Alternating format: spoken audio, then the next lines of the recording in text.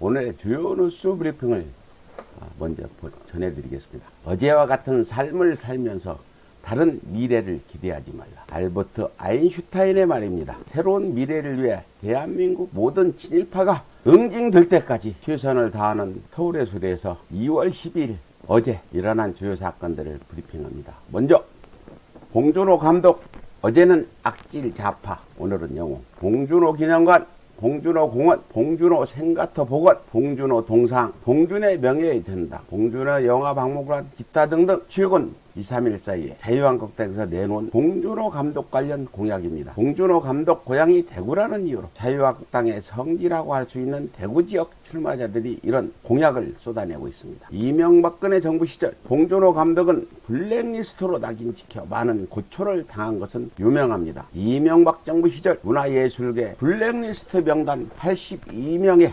공감독의 이름이 올라와 있습니다. 또한 블랙리스트 대상으로 지목된 15편의 영화 중 3편이 봉준호 감독의 작품이었습니다. 살인의 추억은 공무원과 경찰을 비리 집단으로 묘사했습니다. 1000만 관객을 돌파한 영화 괴물은 반미 정서와 정부의 무능을 부각했습니다. 설국열차는 시장 경제를 부정하고 사회저항운동을 끼다는 이유로 블랙리스트 영화가 된 것입니다. 자유한국당의 이런 행태가 하루 이틀 된 이야기는 아니지만 봉준호 감독을 악질 좌파 감독 취급하던 이들이 이제 와서 영웅 대접하는 것을 보면 저들이 과연 양심이라는 것을 갖고 사는지 의심스러운 대목입니다. 두 번째 소식입니다. 역시 초딩 안철수. 오렌지색과 주황색은 같은 색 혹은 다른 색. 최근 안철수 신당이 당명을 국민당으로 확정하면서 당의 상징색을 오렌지색으로 결정한 데 대해 민중당이 반발하고 나섰습니다. 민중당은 이미 3년 전부터 당의 상징색을 주황색으로 사용하고 있는데 안철수 의원 측이 신당인 국민당이 민중당의 상징색을 가로챘다는 것입니다. 이에 대해 안철수 측은 자신들은 오렌지색이며 민중당은 주황색이란 말로 민중당의 반발을 묵살했습니다. 이에 대해 미술 전문가들은 오렌지색과 주황색은 육안으로 구분되지 않는다고 말하고 있으며 아동 전문 도서에도 같은 색으로 표시된다고 합니다. 안철수 씨, 당신의 초딩 수준을 모르는 바는 아니지만 남은 것을 뺏고서도 반성하지 않거나 되돌려주지 않는 사람들을 두고 날강도 또는 양아치라고 표현하지요. 세 번째입니다. 민주당 총선 공약 문화예술인 고용보험 지원. 더불어민주당이 생활고에 시달리는 예술인을 지원하기 위해 문재인 대통령의 대선 공약이었던 한국형 앵테르미 땅 예술인 고용보험을 재추진하겠다고 밝혔습니다. 고용 안전망이 더 촘촘해져야 한다는 문 대통령의 메시지와 맞물려 있기도 합니다. 한국형 앵테르미 땅은 문재인 정부가 2017년 국정운영 5개년 계획 100대 과제로 제시한 정책 중의 하나입니다. 문화계 블랙리스트 청산, 표준계약서 의무화 등과 함께 대선 공약 단계부터 구상했는데 일정한 소득이 없는 예술가나 비정규직 문화계 종사자 등의 실업급여를 주어 창작 활동을 이어가도록 하는 제도입니다. 자유한국당이 내놓은 봉준호 감독만의 일방적으로 찬양하는 공약보다 100만 배 좋은 공약인 것만은 분명해 보입니다. 저희 서울의 소리에도 작가와 영상 등의 분야의 3명의 문화예술인이 일하고 있는데 이분들에게도 반가운 소식인 것 같습니다. 마지막 네 번째입니다. 백인 오바마 부티 지지 후보 미국 민주당 치유의 승자 될까? 버니 샌더스 상원의원이 11일 미국 민주당 두 번째 대선 경선인 뉴햄프셔 프라이머리에서